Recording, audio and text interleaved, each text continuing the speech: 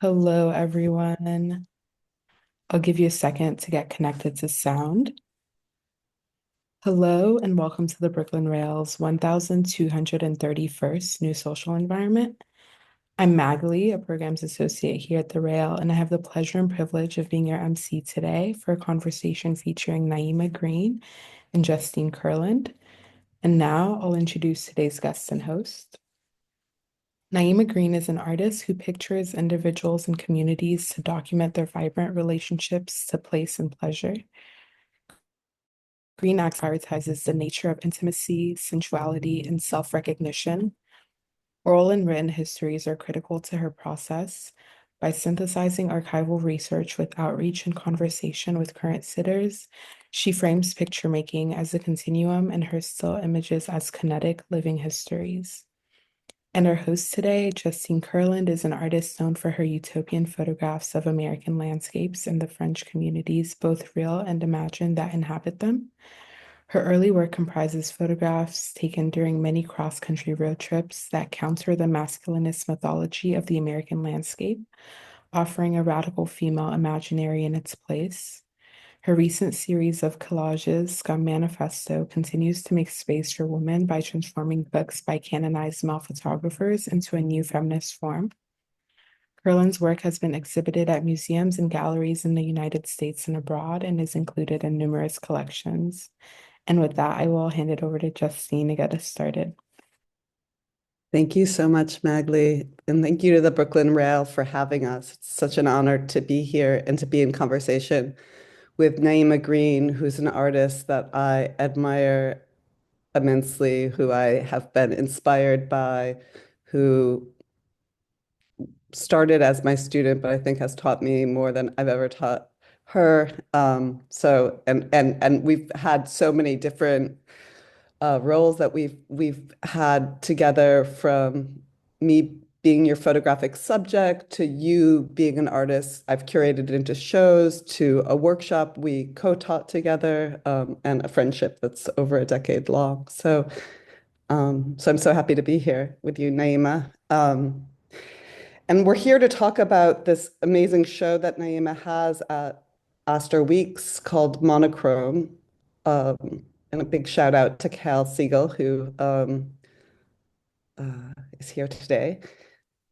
But before we get started on what you're showing, Naima, I was wondering if you could give the viewers, especially those who maybe aren't as familiar with your work, a little bit of context of who you are as an artist and how you've been using photography and installation and to build a language. Yeah. Well, thank you for having us, and thank you, Justine, for being in conversation. It feels nice to think about all the ways that we've been intertwined and in relationship over the years. And Monochrome, in many ways, is very different than the way that I've shown pictures in the past, but not the way that I've made pictures in the past. And a lot of my work is centered on portraiture and figures, and working with friends or working with collaborators. Or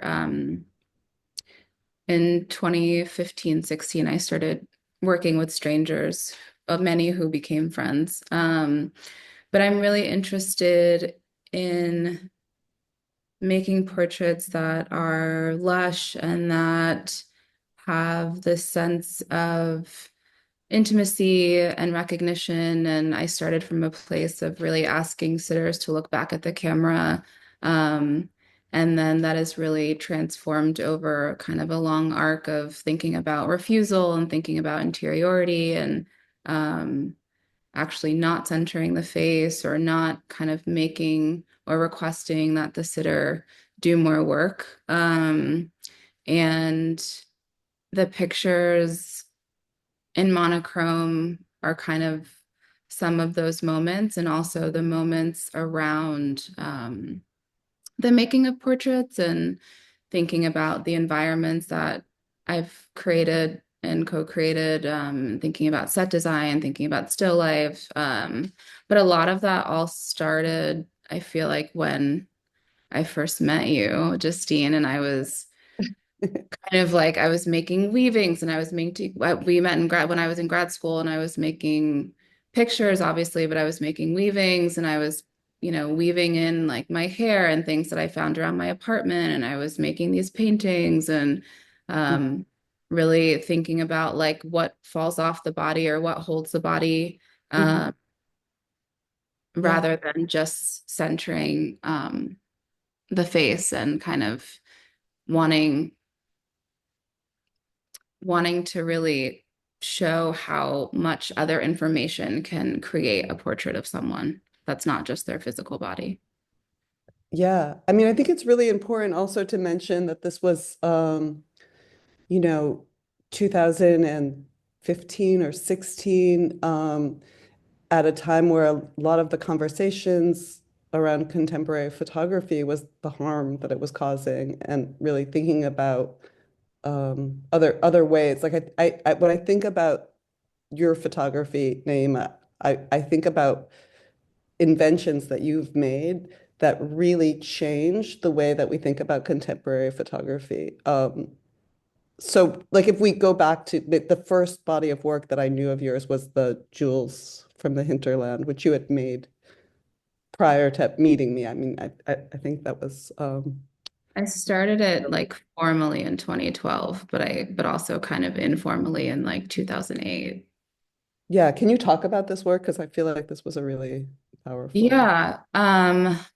So was I am coming also from an academic background. So I feel like when I started make my projects, I felt really like I had to have this sort of airtight defense in many ways. And so I have a background in urban studies and sociology and art education. And so when I started this work, I was thinking about um, how Black artists and artists of the diaspora were pictured and how people were pictured in cities. And I was thinking a lot about Gordon Parks' The Harlem Family and Bruce Davidson's East 100th Street, and how those pictures from the 1960s and 1970s still had this prevailing visual narrative of what Black and brown urban life looked like, which was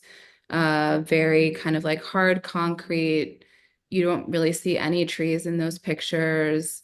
And it's more about kind of, I think, what's built in a time of struggle and um, resistance in many ways, but also felt like there were not any new pictures of what Black and brown people in cities look like or had experiences with. And so I was really thinking about kind of growing up in New York and like the history of New York City and how it was built and how, highways cut through the Bronx and how, how who has access to green space, who is seen as belonging in green spaces, and really wanting to add um, to the idea of who belonged in cities and where we belonged in cities.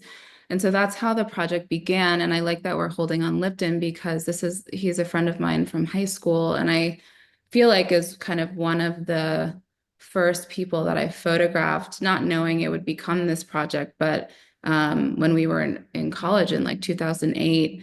And he grew up in the Bronx and we had a backyard and we would have, barbecues and like it felt very kind of what you wouldn't expect necessarily for kind of a New York City landscape or experience or home. And so I've photographed him a few different times, not only for this project, but in many other ways. But I feel like it really kind of started with him and my friendship with him. Mm. Yeah.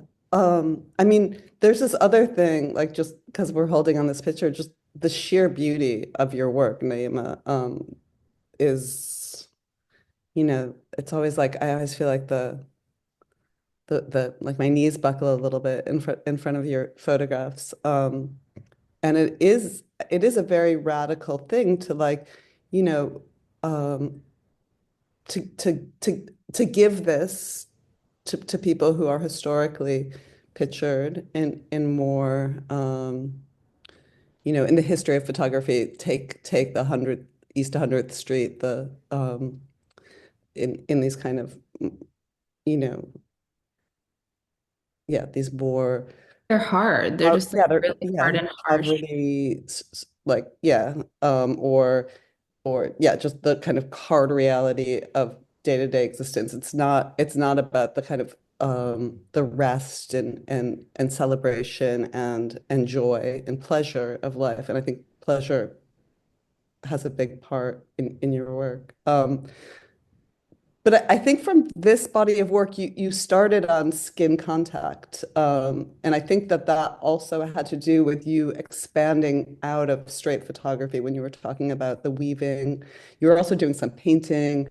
Oh yeah, this picture too. But the skin contact was really about your community. So yeah, maybe there's something about thinking about the jewels from the hinterland as these singular portraits that together create a family of portraits. And then in this picture we see Yeah. people together. Yeah, I guess Jules from the Hinterland was also kind of like my first multi-year long form, it could be done, it could never be done type of project. And I was also interested in kind of the mapping that happened. So picking different green spaces in and around the city and then kind of the next big project that I embarked on was Pursuit, which is a deck of playing cards that kind of responds to and reimagines Catherine Opie's Dyke deck, which she made in the Bay Area in 1994. And I made Pursuit in Brooklyn in 2018 and 2019.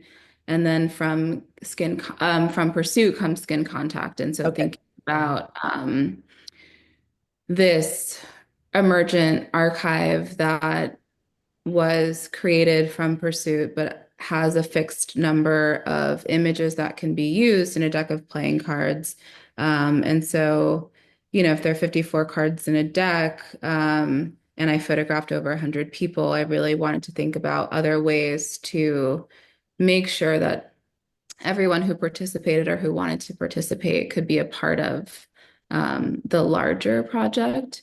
Magli, if we can move forward, I think 2 slides. Yeah, so this is the deck kind of laid out, but as an art object, but it's meant to be a functional deck of playing cards.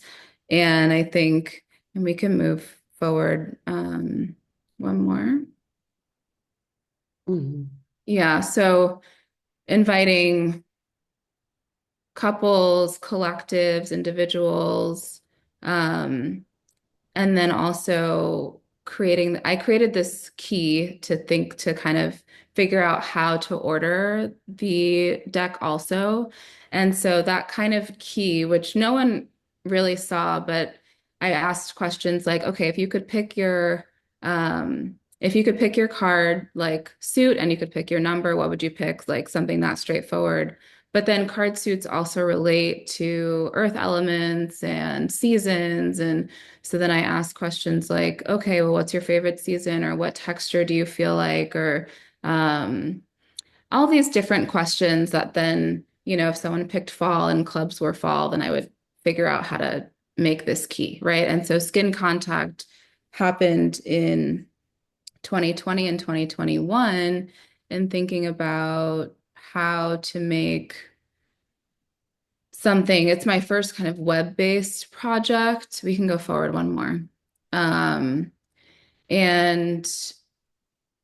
in a time of lockdown, in a time of not being able to be together, I really wanted to think about what would some sort of digital care package look like? Like, what's one of the more accessible ways to reach people? And so, while not everyone has internet access, but like this is probably the widest way to distribute something. And so there are so many different types of entry points, which I think is also just in general something that I'm always interested in creating in my work.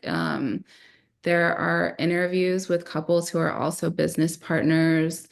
There are like TV show recommendations, there are grocery lists, there are playlists, there are love letters, there are meditations, there are poems. So really wanting to, and then all of the background images are images that I made on a phone because I couldn't process film. I wasn't interested in picking up a camera. And it was kind of the first time my phone became a tool that I considered like more valuable, to be honest. Like I think maybe I would make pictures on my phone as just like a sketch or an idea or nothing that I took that seriously. And then I realized that like if I'm thinking about what's around my life or what I'm looking at, that my phone actually holds a lot of that if I'm not trying to make like a formal, like beautiful picture, right? It's if I'm just like, okay, thinking about snapshots or thinking about like just moments that I enjoy, then the phone is a really honest place for that. Mm. The thing that's so exciting for me also about skin contact was the kind of exhaustive and rigorous and imaginative way that you're building an archive for queer people of color, you know, people who have been invisible or erased or, diminished on a daily basis, that this is a kind of a point of origin and of affirmation, that I feel like your work in so many ways is about this kind of affirmation. Can you talk a little bit about how the archive works for you or about affirmation? Yeah, I mean, I think a lot about invitation too, Mhm, like affirmation, yes, but also invitation because I think sometimes it might be easy to be like, oh, it's like a lot of beautiful young people, like, I don't belong here, I don't exist here. But if you actually are looking into the different layers that there is, and there could be um, invitations for all sorts of people. But I think, um, mhm, I'm just interested in like thinking about queer history and in learning about queer history. I feel like a lot of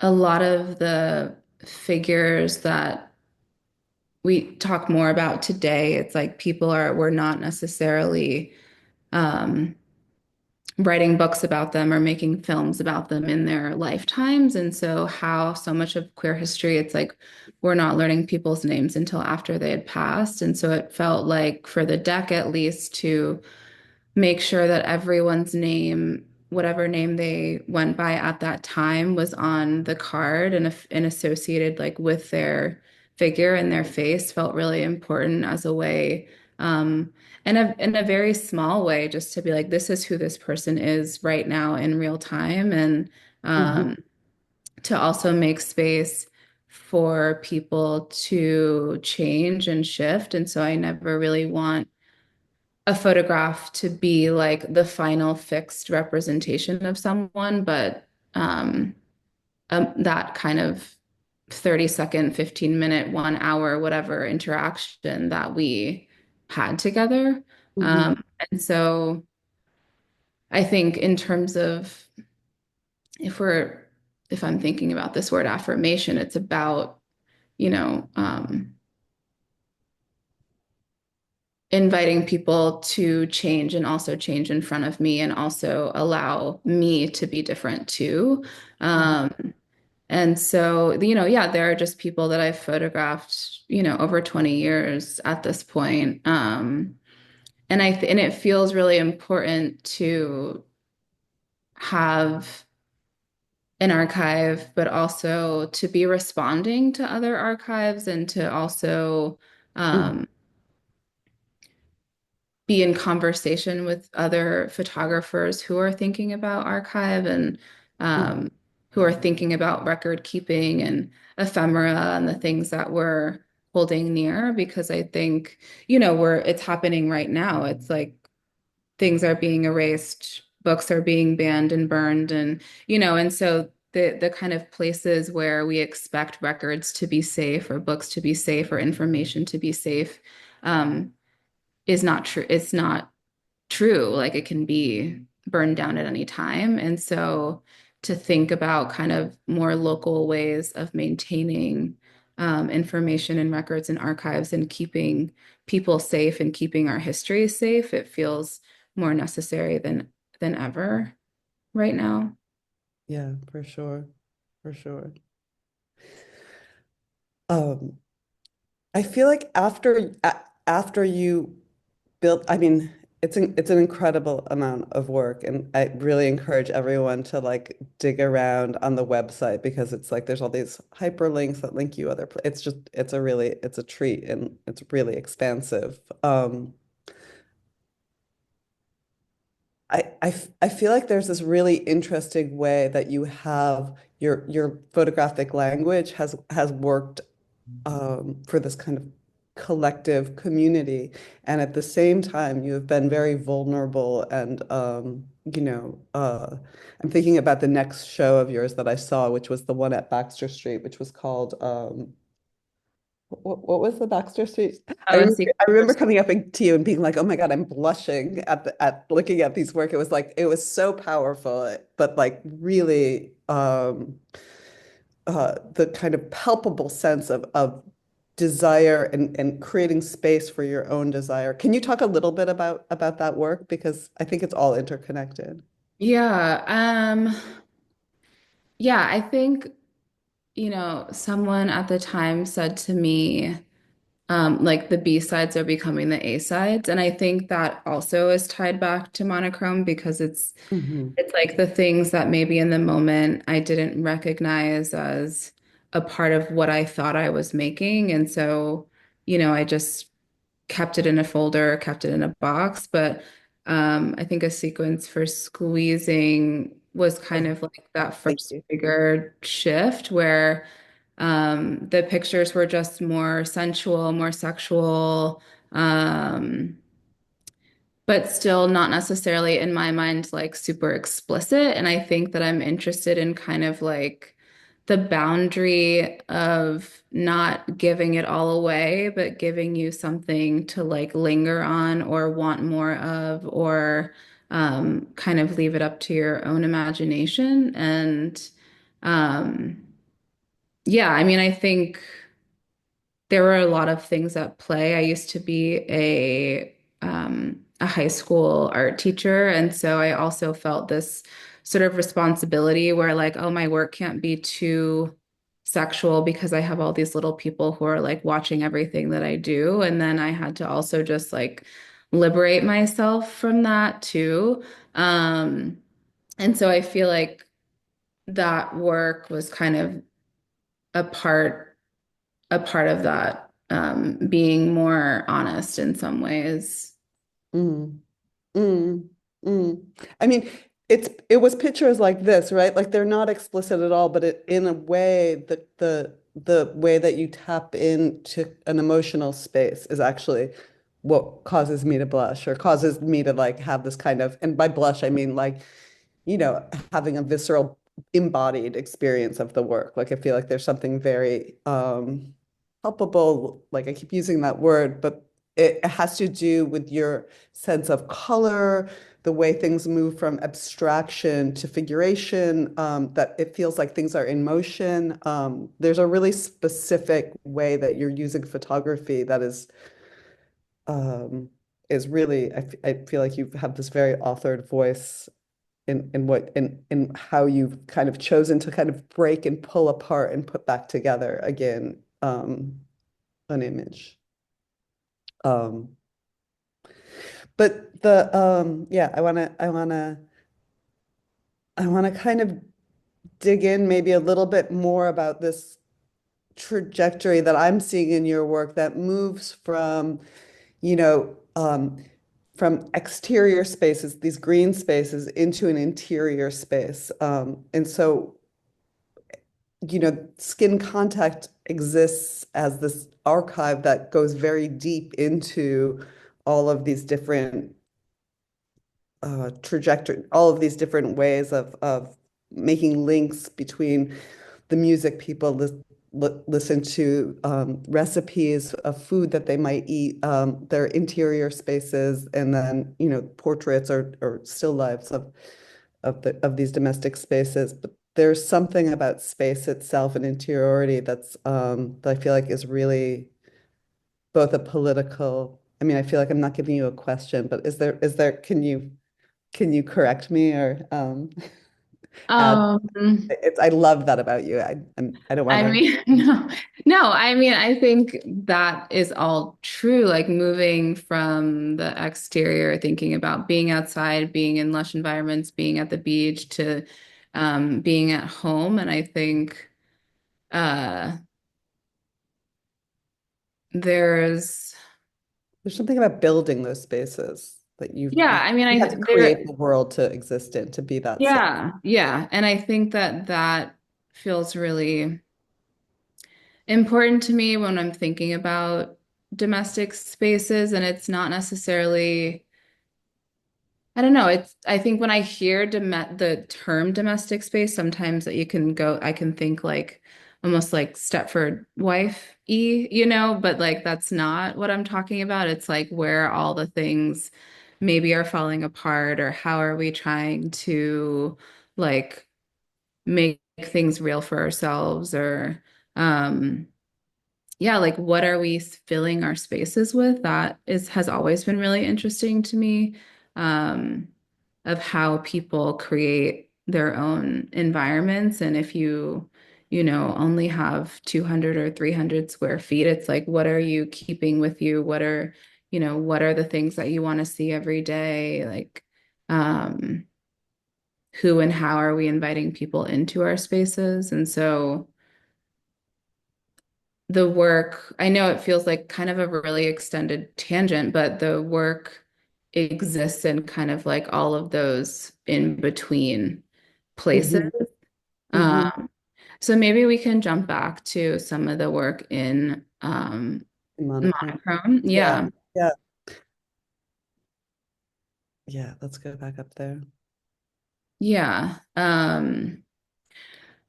And then I think what also started to happen for me is that I started making connections between things that I hadn't necessarily thought about before. So this picture, um, a woman is holding my phone, but it's this iridescent phone case. And so there's this mirror that you're kind of coming up against when you try to look into it. And so you're in some ways there's this abstracted, like you're reflected back in the Hmm. image if you were to be looking at this phone. Um, and then just thinking about the landscapes and thinking about I think a lot of the work that I made in the past comes from like who I'm around. So who am I dating? Who am I traveling with? Who is at home with me?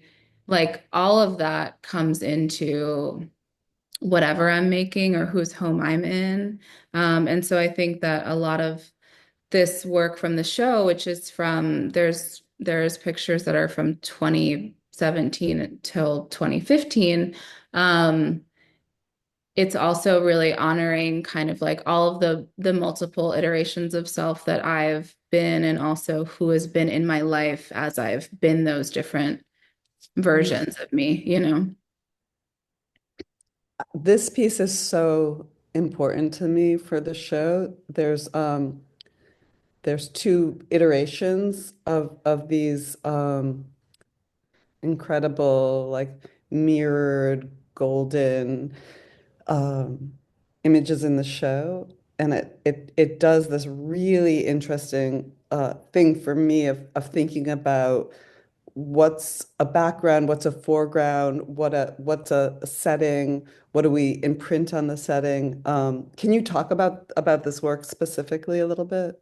Yeah, so um I work in a few different ways, like as a fine artist, also as a commercial and editorial photographer, and sometimes those things are collapsed on top of each other. But I also um, have made pictures of my now wife for over 10 years. And so this is a collaboration in some ways with her. She made an opera called If You Unfolded Us. And so I was helping to like build the visual world of what that could be and could look like. And so this is a backdrop that we made with another friend and collaborator, Jesse Levendorf, who works with me a lot on set design. We were thinking about water, but also we're making something in studio. And so it's like, what are these kind of, what could feel like a liquid or like this reflective but abstracted environment? And so then when the figures came out of this world, I just photographed the environment by itself. And I didn't do it necessarily with any reason. And I think that that's also important. It was just kind of like an instinctive, like, I'm just going to make two images of what this is because something is happening, but I might not know what's happening until I'm like getting the film back, you know? And I do want to also honor that way of working because I think it doesn't always have to be Mm-hmm. like Mm-hmm. I've been thinking about how I'm going to make this picture of the background for 3 days or whatever. It's like I was there, there was a moment, there was something that caught my attention, and so I made an image. And then they became more alive than I think I even could have imagined, and also do so many different things depending on who you are and how you're looking at it. So, I love the way it feels both kind of like wet and on fire. Mm-hmm. Um, and that there's this reflection, but you have no idea what you're looking at or into. And so there's still this kind of barrier, but there's still a lot of information. Yeah. Yeah. Yeah. I mean, I think that the way that you and Sable Elise Smith collaborate is really important. And just you as someone who is a collaborator. I think I used the term like the hidden mother pictures. There's something about you holding the space for Sable, who holds the space for you, in the way that you're able to kind of participate with your community as this person who holds space. Yeah, so those 19th century hidden mother, where the mother is like, you just see this like kind of Holding, shape yeah. behind a blanket or something, is a really, really important visual for me, thinking about what kind of artist you are and the ways that like participation and collaboration and this kind of back and forth in the space that you create is so important and so beautifully done in this Astor Weeks show.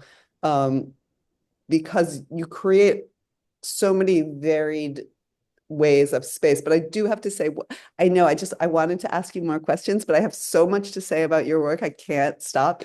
What's also, it does look like fire and water, but the piece across from it is the orange short. So it also Mhm. looks in a way that it's reflecting sable. So there's like Or also 14. again, the one above, That's yeah. one more. Yeah. Yeah, so there's something about the ways that you've created this installation where each photograph is so kind of impactful and beautiful. It kind of veers towards abstraction and like like the title of this, I take on shapes like water, also feels like it also mirrors that other the piece across the piece across from it that we were just looking at. So Mhm. there's something about that Mhm. attunement you have for space. Um, Thank you. yeah, but I there was something I wanted to also go back to when you were like, when I think of the domestic, you said when I think of domestic space, I think of the Stepford wives, like it's cringy or something. But I think what's really important is the ways that you your work as a reprisal of that. Like, what does it mean to create a home that you want to belong to? You know, I feel like I see that in your work so Mhm. often. Um, there's one image that like made me laugh when I saw it. I think it's called After the Baby Shower. Is Oh that a yeah. slideshow? Yeah. Yes.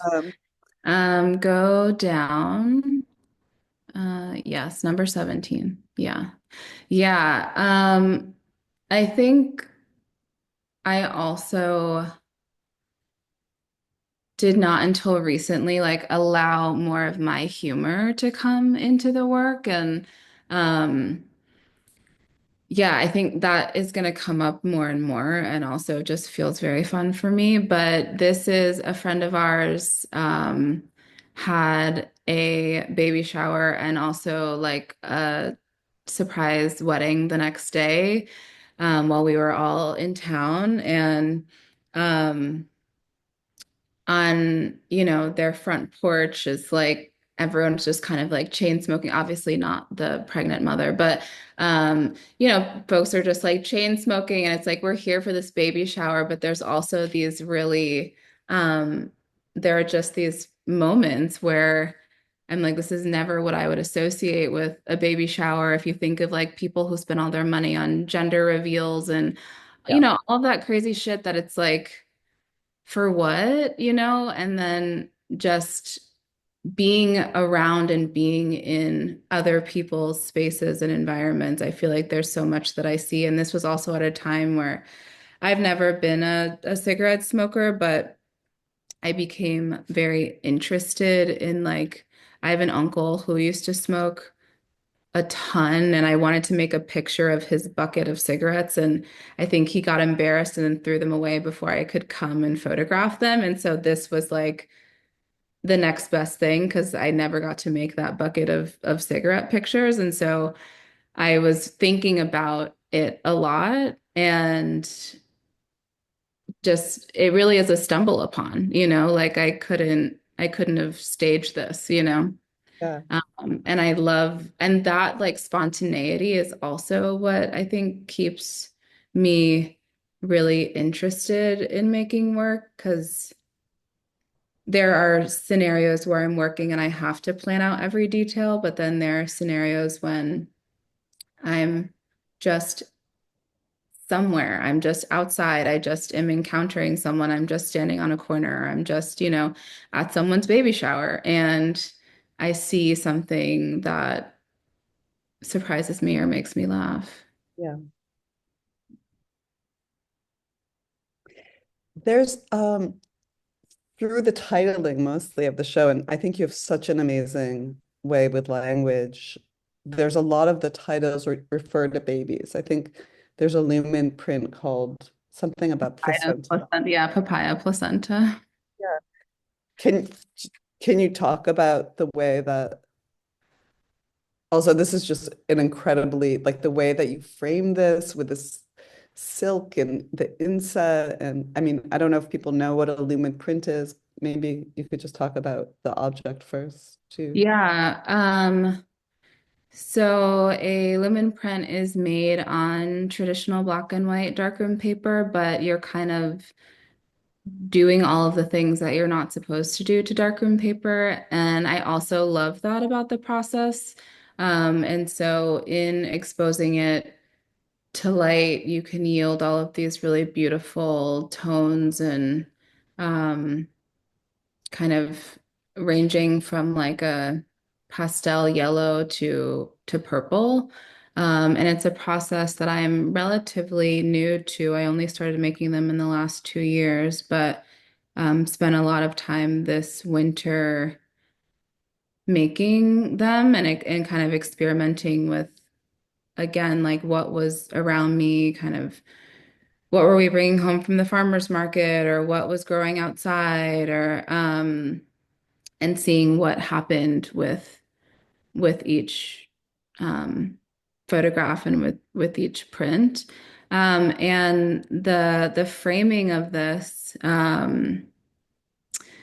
Ray Barsante, I'm hoping I'm saying his name correctly, is an artist who is friends with Cal. Cal Siegel's one of the co-owners of Astor Weeks with Poppy Pulitzer. And Ray had a really beautiful show where he used this linen mat. And I really was super inspired by the framing of that work. And it was like this pale, pale yellow. Um, and I hadn't thought about mats in a really long time. I hadn't thought about kind of it's like a very traditional way of showing an image that I feel like I just haven't used in a very long time. But then when I went to the fabric store to think about all of the and kind of just saw all of the possibilities for what that material could be against the photograph, it was really exciting to me. So this is a raw silk. And depending on how you move, it's this green color, but it also has these undertones of like pink and peach. And so it's like this very two-tone mermaid feeling sort of fabric. Um, Yeah, and yeah, it also is something that feels very new to me, but feels really exciting to think about. I mean, I do love color, and so to constantly be thinking about color relationships, but also now thinking about those in the framing of the work feels really fun and exciting. can you talk about your But title? yeah, yeah. Um, So I am also working on a show about pregnancy. And so it's kind of coming into everything that I'm doing. And when we talked about this image, this print, like being a part of the show, at first I was a little bit apprehensive because I don't know. I was like, I don't know if this is the right one, but I kind of was just like, okay, I think let's just let it be the right one. Um, and yeah, I mean, people see all sorts of things like pearls or another one, someone asked me if I use semen, and I was like, no, I did not. But people see whatever they want to see, and I love that. And so I was using papaya seeds, but like directly on Mhm. in contact with the paper, which the wetness of them create their own tonality, but it still feels like this sort of like sac or like placenta um, environment. Um, so Mhm. yeah, the titling happens like fast and slow. I keep Yeah. lists of like lines of things that I really like, and also just like very quickly can be like, okay, this is going to be this, but I do Mhm. think it's my hope that the titles like allow for something new or different to Mhm. happen if you read them or if you look at them. Mhm. Yeah, I mean, I know we weren't going to talk about your We're coming not work. going to I'm talk not about going to. I'm not going to say anything about it. I think there is something in this show where there's a latency in the image that you're making. Uh there's a oh yeah, look at that beautiful frame detail. Yeah, the Okay. dub. Yeah. Um there's the pictures are absent of figures in the way that you have classically um are so strong with portraiture, in a way to think about maybe some of the resonances or the kind of the seeds or the imprints of what's left in these spaces. So I Let's go think to the next image. Let's see. Um, yeah, I think like this for me is a picture that I've always loved, but I think I felt a pressure around there having to be a project or like a seriality to the images. And so it never felt like this is not a part of any sort of project necessarily, or it wasn't at the time. Um, and so I really wanted to just start pulling out pictures that held so much for me and also just held these kind of surprises. And so if you see this in person, it's like the trees are, you can kind of see the water beads and like the rain kind of Hmm. holding on to the pine needles or the needles of the tree, and then you can see the oranges like off in the distance. Um, and there's something, and that was the first time I had been in the desert and it had rained, and so just these kind of, for me, just the newness and the surprise and kind of what's happening if I look a little longer or if I look a little more closely or if I pause to see what's actually right in front of me feels It's really such an important. incredible picture. I mean, it does this thing that I'm talking about of this that it is very formal on one hand, but then I also think of it as a very political choice to like break photography. Like as someone who's my age, who, grew up with like how many photographers who were inspired by Robert Adams, who photographed trees. But you broke the idea of a tree photograph by having this tree where it looks like almost the stalk of the tree is like split from the top of the tree. You've divided the frame in half so that there's this really interesting geometry going on. And then there's something so amazing about that purple of the sky being exactly the same purple of the lumen prints. So it's like you're creating this new form. It's echoing with other pictures. We have the water going on. There's the things about like the way fruit is carried through. And also that flower still life. You're moving between figuration and abstraction and these kind of formal devices to kind of break traditional ways that we have of looking so we can actually see deeper. I mean, I know that's not a question. This is why I'm bad at interviewing, but I just have so many feelings when I look at your work that I can't help myself. Um, so let me go back into some more questions I have about the work. I want to ask you about Blue Thirst. Mhm. Is So, yeah, so this is a moment where it's the only time we are seeing like full figures in the show, but they are blurred. Mhm. And so the focus is actually the back wall and kind of like that unicorn floaty.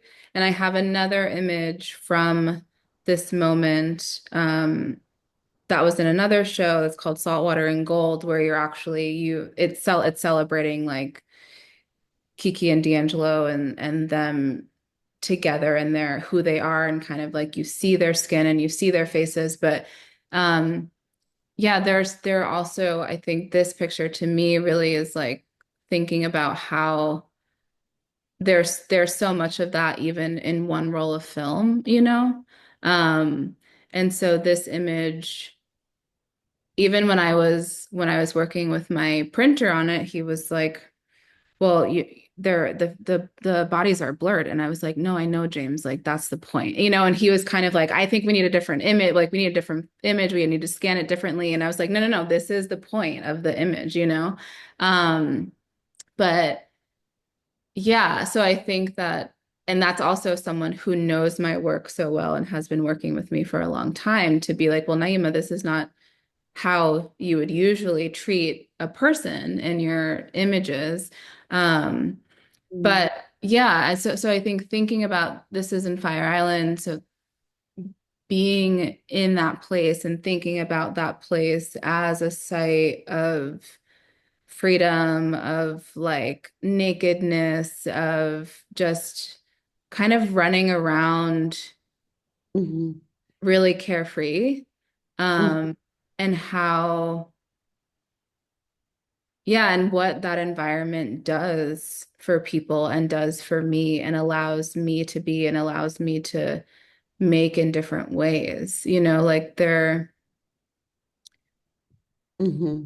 yeah, I think it's like to be in a place where I feel really comfortable, but then also to be able to kind of come in and out of, oh, we're all just swimming and making lunch to, okay, Hmm. we're also now making pictures or we're making underwater videos or, like they're just all the things that are happening around a moment that aren't Was it seen. the Bofo residency, in fact? Yeah, so Keon was a resident at Bofo, and then D'Angelo and I were doing the Fire Island artist residency, and we Yeah. just happened to overlap at the same time.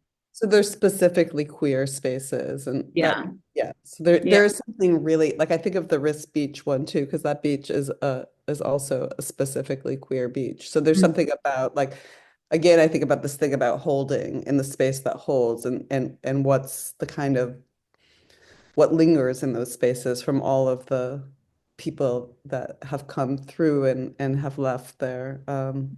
aura there, you know.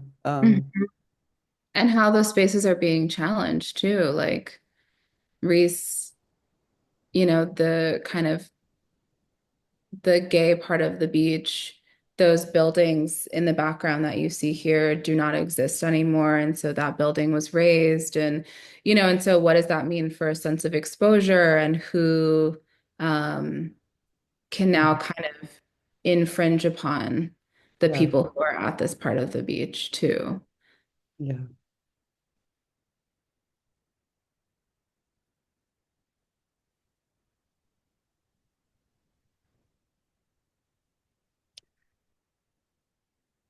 Well, I want to, I want to look at one other picture from the show that I just am really the reseeding picture because I made this connection between the reseeding and the placenta, papaya placenta. That's it. Number 20, you just passed it. And I Yeah.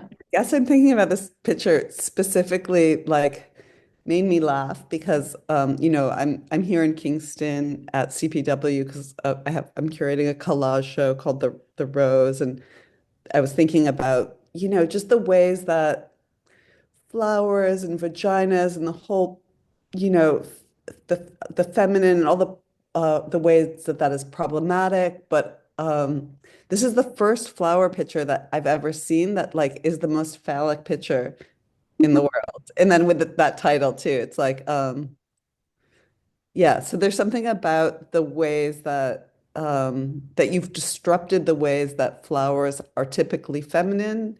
And then I'm thinking about seeding and I'm thinking about the placenta and I'm thinking about like holding space and what these spaces are. And, so I just think this is a really incredible and an important picture also and also a really strange, not strange, but a disorienting focal planes where it kind of Mhm. veers again into abstraction. But can you Mhm. talk a little bit about this image? Yeah, I mean, I think strange is okay because I agree. It was like was just starting to learn how to use 4x5. And so the focal plane is this like very sharp on the marigolds and then kind of like softer a little bit everywhere else. Um, and this, I was I made this at in our home and kind of thinking about like planting outside, but then also having these dried flowers and these things that will die the longer they're inside. And Mm. yeah, and I think just kind of the different ways that we build altars and so kind of in the little terracotta bowl, there's a candle and like a crystal and sage and Simone Lee made these beautiful ceramic plantains and so that's also in the picture and it's on this wooden stool that my parents bought probably in the early 80s when they were living in Tanzania that now lives in my house. And, and so all of the different ways that these objects come into my life. And then the white vessel is a wooden vase made by an amazing artist and woodworker named Al Samuels. Yeah, and so it's funny that you are seeing it as a phallic picture, which I see now, but it's like, I'm just pervy. no, but I know, and I also am like, yes, of course, that is like how some of what you would see, but I also can't disagree with you. Yeah. There's So, this I have one of Naima's books with me right now called All the Black Language that has there's incredible writing and in it. It's an image textbook. In it, I just wrote down this quote from you where you say each object in your house is a word or a text against which each guest is read and which each guest makes edits. So I'm thinking about the way that in a sense, your photographs, especially in this show, are like um, they're like moving shrines where it's like the thing about photography is in this one moment, that shadow is going to be there. It's going to move in another minute, or like, something is set down on the stool that will be somewhere else later, or the flowers will die, or but it's this kind of record of these kind of impermanent shrines, maybe. I, mhm. I think that's Yeah. powerful. Yeah. And I think that's also what I'm grateful that you're seeing that because it does feel like even if I stage this the same way, it's like at the same time, the quality of light still might not look like that. The shadow might not look like that. And so Yeah. like there's really just when you're working with daylight, like there's really just this, you have the moment that you're in, and then you have the next moment, and those can look very different. I think it's time for our Q&A. Is there anything that you want to say also about the show that I didn't ask you or um, before we turn No, it off? let's see where the Q&A goes. Maybe we can look at some of the overall install as we talk Oh about the yeah, Q&A. did we not go there? Okay, I will do my best to try to navigate pictures and read questions, but thank Oh. you both. This was such an enlightening conversation. We do have a few questions from the audience, but we do also have a link in the chat if anyone has a question for Naima or Justine that you haven't gotten a chance to ask yet. The first question is from an anonymous audience member, and they want to know about your ongoing relationships with the people in your photographs and repeated photographs of them over time.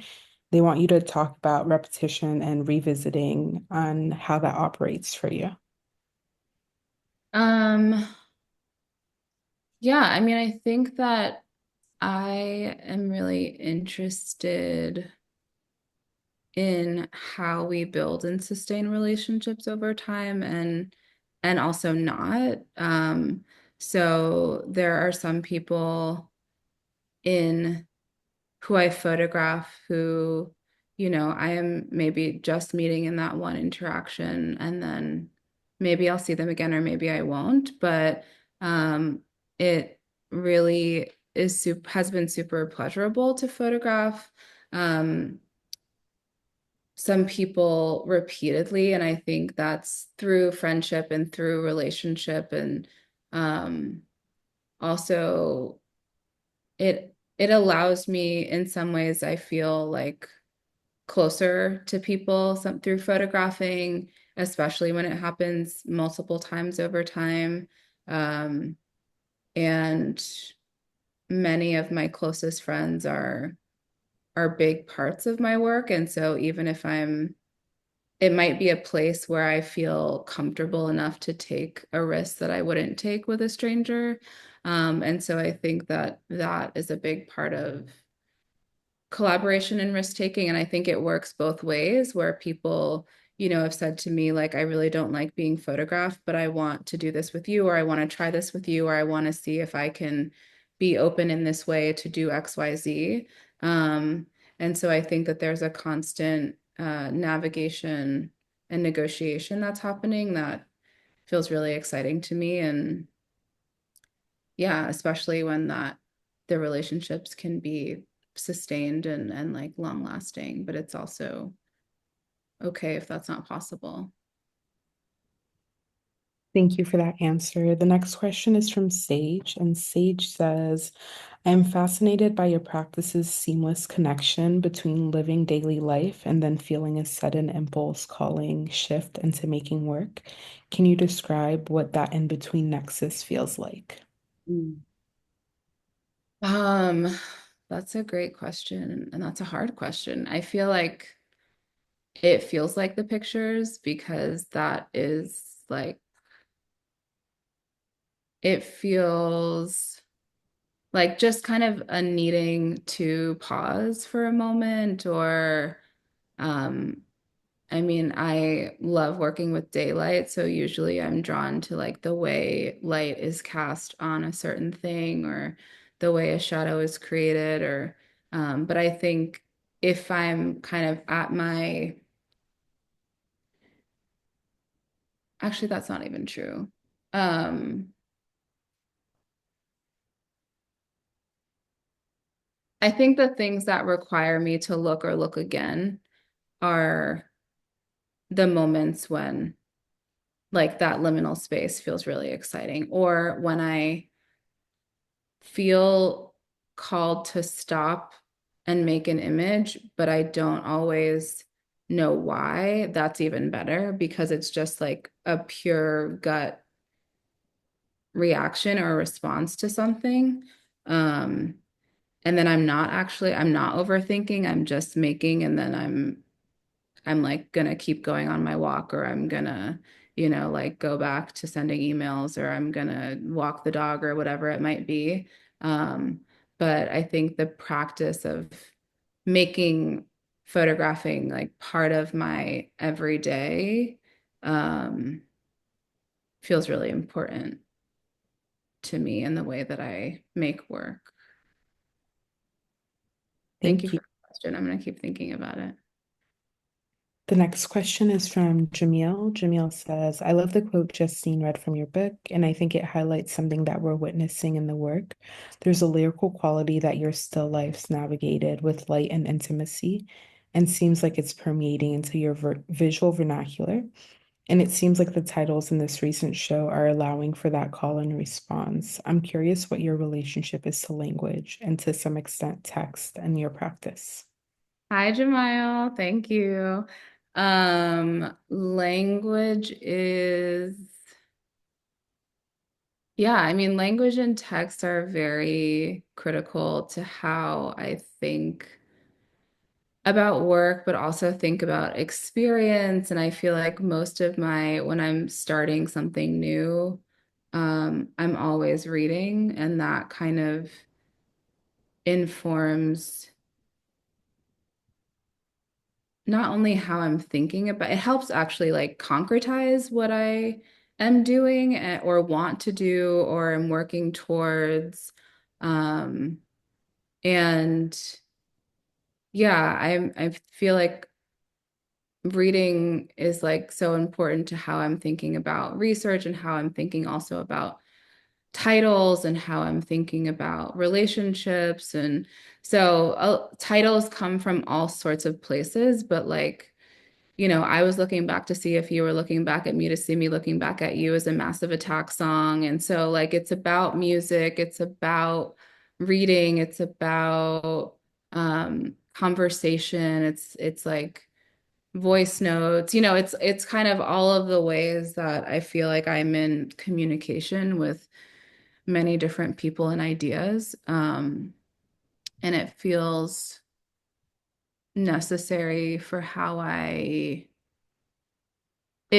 for how I'm able to be playful also in some ways. The next question is from Cal. Cal says, could you talk about the experience of revisiting these images with time, age, and experience? How the A sides become the B sides, and how cultivating an openness as an artist might allow seeing new things in older images? Yes. Hi, Cal. I think it is so easy for me to go to a place of like, what am I doing? I'm not making anything. I haven't made anything. I'm stuck. And I think when I get into that space, which probably happens more than once a year, but once a year I go through hard drives and books and um, my like negative folders and binders and all of that stuff. And I look, it's usually because I'm trying to find something that I have no idea where I've saved it. But then in that process, I'm looking at things that I've made that I'm reminded of what I have done and can do and want to do. And I think in this show, there's a revisiting of a very broad period of time. But then as I start to narrow down, I recognize like how the relationships are made, and whether that's through color, whether that's through content, however those relationships are happening, I feel like I have a deeper appreciation of, oh, like I couldn't have seen this picture in the same way in 2018 because I was working towards something else, or I was only interested in the figure, or I was whatever it whatever it was at that time. And so it's fun, and it also feels like allowing myself space to grow even within my own work. And even though I may have seen and might have been seeing in a similar way, um, because, I am only one person, that I am not always attuned to everything that I'm making at the same time. And so to be able to revisit things and make new things based on old things, or make new relationship based on old things, um, feels really important, to not just kind of discard, oh, I that was the one picture from this time and it's over. Because I think with time, I have such a different relationship to things I've made in the past. Um, yeah. And pictures that I maybe was also afraid to show at a certain time, or, so I'm really grateful to be able to kind of come revisit things with fresh eyes, and not, and to keep doing that, and to also just like keep remembering and reminding myself of what's possible from, even 10 years ago, that I might have been like, oh, that's old, it doesn't matter anymore. But it also is all kind of building upon or into, or um, it's all a part of what I'm doing right now, whether I want to acknowledge it or not. Thank you. We have two more audience questions. The next one is from Chloe, and I'll hand over the mic to Chloe. Sorry, you're still muted. Thank you so much, Naima and Justine, for this conversation. It's been such a pleasure to listen to. I'm so curious about skin contact as a deck of cards. There's an element of play there and a resistance to one read or chronology. And the cards almost preempt the sensation of holding them and trading the images as a way of convening with others. And I wonder how examining that format with the work maybe changed the way you thought as an artist about participation and audience. Yeah, I mean, pursuit, well, prior to like when I held Opie's Dyke deck, it really opened up a new way of thinking about like how images can move. And so when I made Pursuit and I wanted to make a deck of cards, it felt really important that it was an object that is not about a framed photograph on the wall, but it's an object that's mobile. It's an object that you can put in your pocket. It's an object that like necessitates being with other people and also can create relationships with other people through gameplay and also just through looking at each image and like being able to identify or recognize like this person with this name, or this person dated my ex, or this person, or I have a crush on this person, or whatever it might be. And so, yeah. And then when you actually hold the cards, there's a texture to them as well. And so touch and the experience of touch is important to me in like everything that I'm doing and thinking about, that the actual experience of holding the object feels pleasurable too. Yeah, so I don't know if I'm remembering your question, but I think that the way that the object can be its own way of making community is really pleasurable and like delightful to me in a way that like a framed photograph on a wall cannot or does differently. Thank you. Thank you for this conversation today. Yeah. Thank you for that question, Chloe. And the last question is going to come from Fong. I'll give you a chance to unmute, Fong. Thank you, Mackley. Thank you, Naima. Thank you, Justine. I love the pace of the conversation. It's slow, thoughtful, and it's full of poetry. You're very good at it, Justine. So I don't know why you would not take yourself seriously. No, the other night, I was going through my library and I found an old copy of Tchaikovsky's Sculpting in Time. And believe it or not, I once owned a drawing by him, which I bought in auction, which I paid no more than $200. It was destroyed by Sandy, unfortunately. But thinking about how he spoke in that book with such amazing philosophical meditation aesthetic, the meaning of the image, how it's made. And the title of the book itself, Sculpting in Time, says so much about that genesis, but also the poetic nature of the images, you know? So I feel there's a filmic, painterly and sculpture core in the work. And I wonder if you ever thought of it. You spend time looking at painting or experiment to cinema or painting. I mean, that's my curiosity. I mean, I can ask more, but that's just keep it very clean. And that was my last question. Thank you for that. I wanted to be a painter before I was a Aha! photographer. So yes, absolutely. I'm thinking about painting, and I think that's where my first sense of color comes from.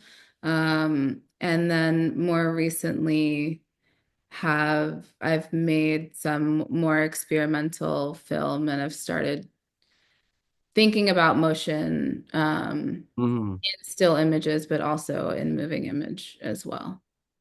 Yeah. Well, do you keep any of those early painting you made? I have some. Some. What? Yeah. All right. When we meet in person, could you show me? Maybe, yeah. No, the reason is I'm asking it's very interesting, Emma, because I know you took a wonderful photograph of my friend Serena Sat. Yes. Yes, and you That was know very special. exactly. And Serene, as you know, have gone to undergrad and grad school at Berkeley, and only to discover when she graduated that she would for the next 10 years to be spent working as a co-founding program director of her former husband, Keon Park, as storefront architecture, completely abandoned painting. I'm glad she did, because I somehow discovered one painting that she made of a young Iranian woman with the veil.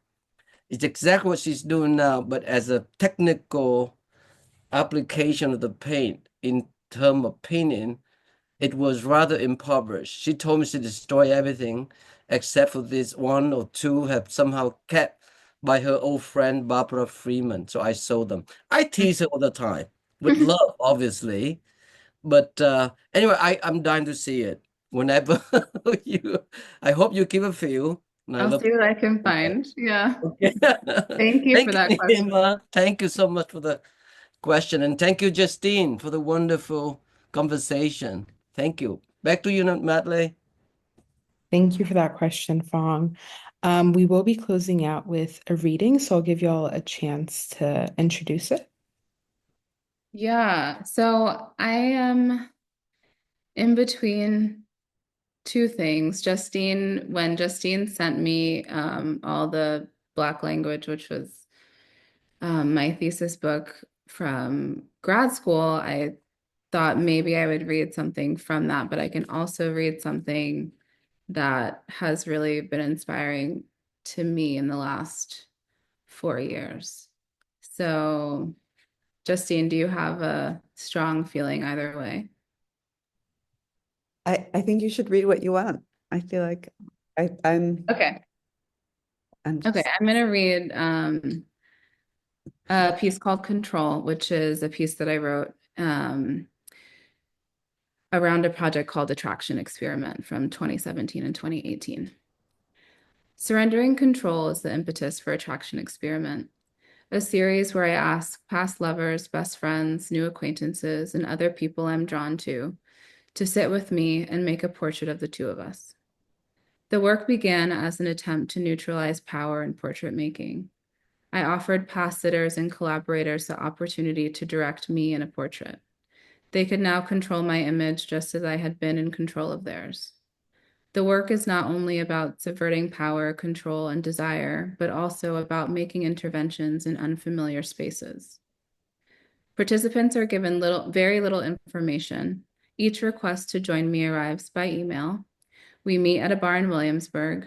It has one of the last remaining vintage photo booths in New York City. The atmosphere is different depending on the time of day. At 2 p.m., there are toddlers running around on the patio, and closer to midnight on a Friday, the bar is filled with a mixed crowd dancing the week away. At the start of the project in 2017, I was craving spontaneity. I wanted experiences that would make my body feel something. Through each ask and performance, I was forced to consider what my collaborator wanted. How do they adjust my performance? In what ways do they use my body? Do they touch me? Do they want me to touch them? I was also interested in whether that feeling of numbness I had been experiencing since that fall would dissipate with these encounters and requests. It did. I was surprised by how easy it was to give up power, and things moved quickly as the bulb flashed every 15 to 30 seconds. The time in the booth was fleeting, and perhaps the submission felt safer this way. I knew whatever was happening would soon be over, and we'd step out and take a breath. Thanks for being here. Thank you so much. That was so, so beautiful and the perfect way to close us out. Thank you, Naima, and thank you, Justine. Thank you to Calvin and the team at Astor Weeks for their support. We'd also like to thank the Terra Foundation for American Art for sponsoring our NSE program and making these daily conversations possible, and for their support of our growing archive, which you can view on the Rails YouTube channel. The Rail has been free and independent for 24 years. A donation directly supports our writers, staff, and operations. Support our work through the link in the chat. And if you're free, join us tomorrow at 1 p.m. for a conversation with Mary Weatherford and Jane Hahn on the occasion of the Surrealists at David Kordansky Gallery in Los Angeles. And as is Rail tradition, you can now all unmute and say hello and goodbye as you leave. Thank you all so much. thank you. Thank you. Thank you. Thank you so much. Thank you. Thank Everybody. Thank you. Thank you, Naima. Naima. Thank you, Thank you, Justine. Justine. Thank you, Can't Naima. wait to see the Thank show. you. Thank you, Justine. Thank you. Naima. Thank you, Justine. Love you, Naima. Love you. Congratulations on the show. And go see the show, everybody. Yes, go Go see see the the show. show. Hey, Thank you so much. twice, at least. Have a great afternoon. You too. Bye, Naima. Bye, Bye. Justine.